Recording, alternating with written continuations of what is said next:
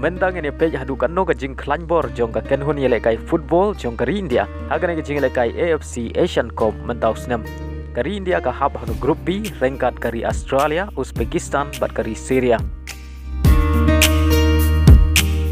Ka India kani kendu nengkong Persia ka Australia, ka badai ka kenhun ka ba klanbor, ka balayo ban rong shadu ka round of 16 haga jing yele kai FIFA World Cup Arajar RPOR. Bat ka deru ka kenhun ka balayo ban ra ka namla du jong ka AFC Asian Cup house nam Arajar Khatsan. Ladangi pe ya ke jingile kai jong ka India Persia ka Australia lagi prateli ke jingile kai ka India ka job tang arsin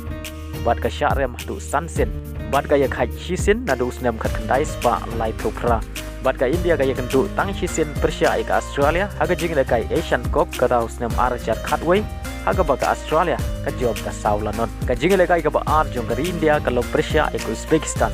ka kenhun Uzbekistan ka badai gari ka balayo banra ya ka kerdan ka basau jong ka AFC Asian Cup house nam Arajar Khatway hadil magala sya perlem ha ka South Korea haga jingle kai third place